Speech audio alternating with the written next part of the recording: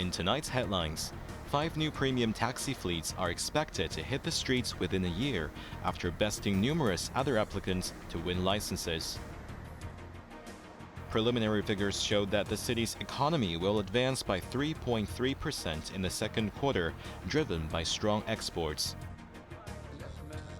Iran vows to avenge the death of Hamas political leader Ismail Haniyeh, raising fears of a wider war in the region.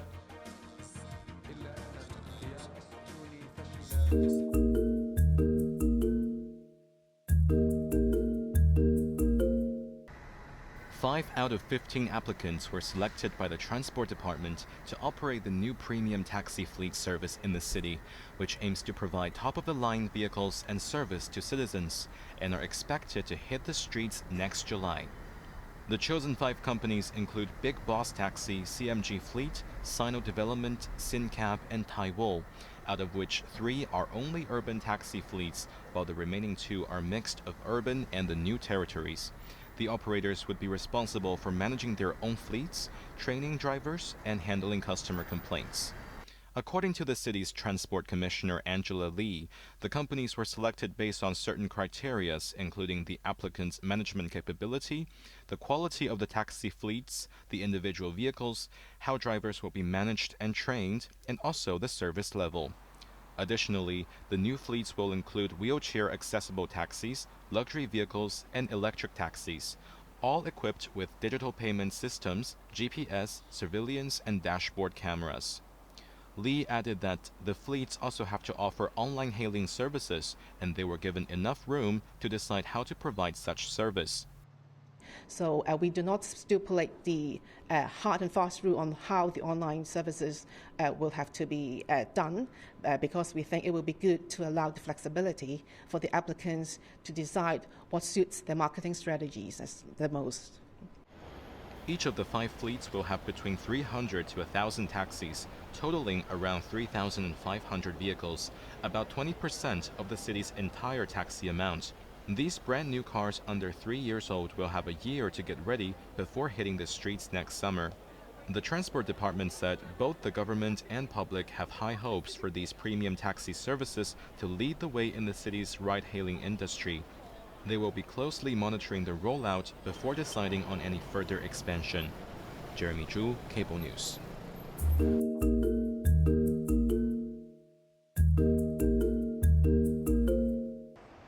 Despite sluggishness in local consumption, the city's overall economy still managed to continue its growth amid strong export performance.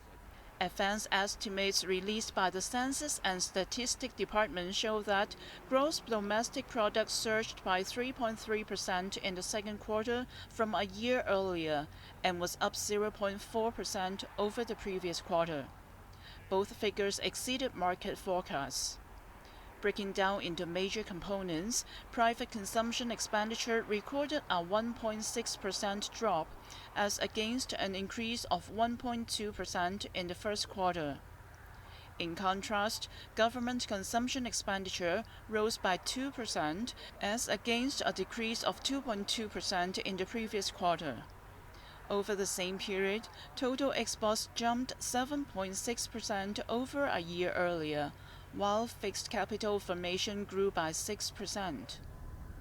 The government expected that the economy should continue to grow in the rest of the year, but performance of the different economic segments may vary amid uncertainties on various fronts.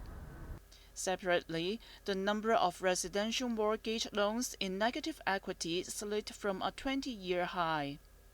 As at the end of June, the estimated number of RMLs in negative equity dropped to 30,288 cases, decreased by 5% from end of March, with the aggregate value dropped to $155 billion, down 6%. The Monetary Authority noted that such cases were mainly related to bank staff housing loans or RMLs under mortgage insurance program, which generally have a higher loan-to-value ratio. Meanwhile, the 3-month delinquency ratio of RML in negative equity remained at a low level of 0.11% at end June as compared to 0.06% at end March. Bess Leung, Cable News.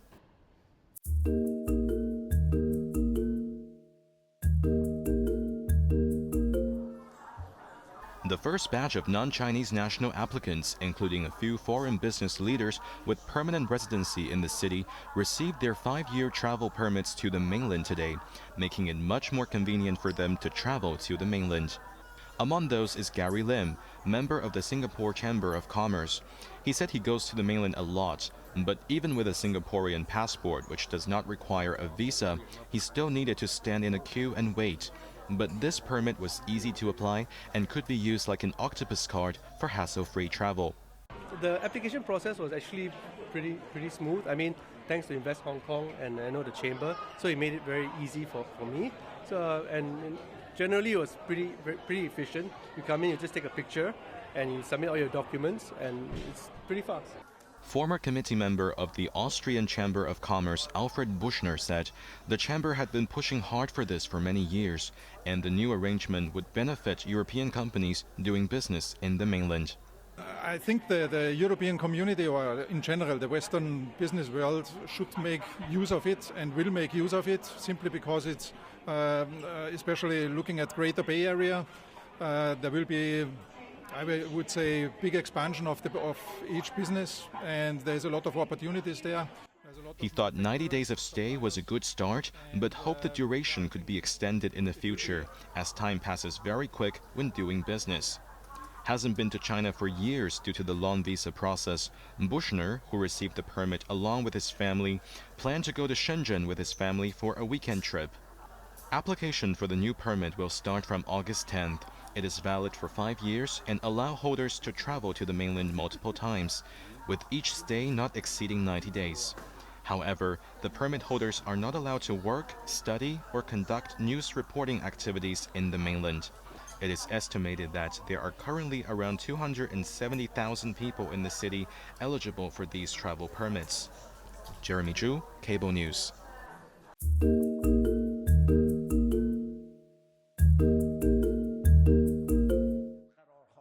Hamas leader Ismail Haniyeh's last public appearance was attending Iran's new president, Masoud Pezeshkian's inauguration ceremony yesterday.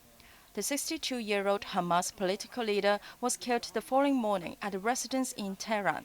An Iranian bodyguard died too. The Palestinian militant group claimed he was killed in an Israeli airstrike, while the Iranian Revolutionary Guard Corps said the cause of the incident was not immediately clear but was being investigated. Iranian reports said he was killed by an airborne guided projectile. The Israeli military has yet to comment on the killing. Prime Minister Benjamin Netanyahu will hold a security assessment in Tel Aviv later in the day. Haniyeh was the exiled political chief of the militant group and has spent much of his time in recent years in Qatar and Turkey. Considered a pragmatist, he had acted as a key interlocutor in the Gaza ceasefire and hostage negotiations, and liaised with Hamas' main ally, Iran. Allahu Akbar! Allahu Akbar! His death caused an outcry, with some hardline supporters of the Iranian government gathered in Tehran to condemn Israel for the killing. Hamas officials called the assassination a cowardly act that will not go unpunished. Palestinian leaders also denounced it.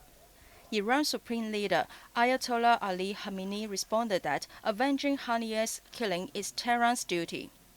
Qatar warned of chaos, while Turkey said the attack aims to spread Gaza war to a regional dimension. In Beijing, Foreign Ministry said China is deeply concerned that the incident will lead to escalation and turbulence in the region. U.S. Defense Secretary Lloyd Austin said he does not think war in the Middle East is inevitable, but if Israel were to be attacked, the U.S. would help defend it. The killing came at a fraught time for the Middle East, with escalating confrontations between Israel and Hamas-backed Hezbollah threatening to expand into a wider regional war.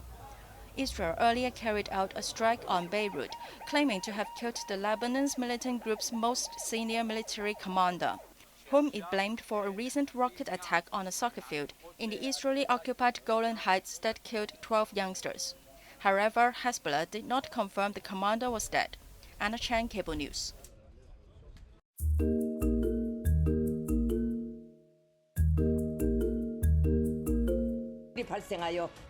North Korean leader Kim Jong-un made a rare appearance on national television today.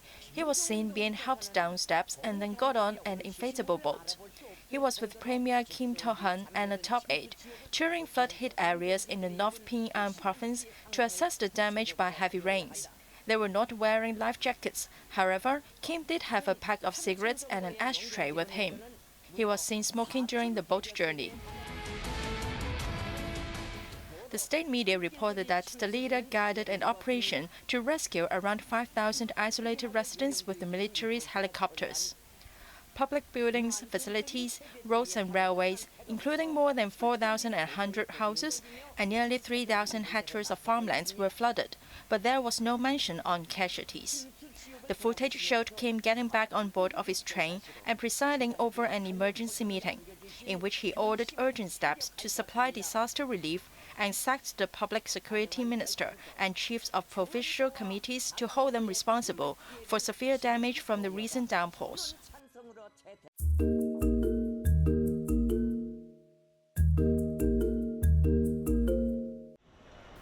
Manufacturing activity in the mainland saw its third consecutive month of contraction in July, hindering Beijing's attempts to maintain a faster pace of economic growth. The official Manufacturing Purchasing Managers Index hit 49.4, the National Bureau of Statistics said.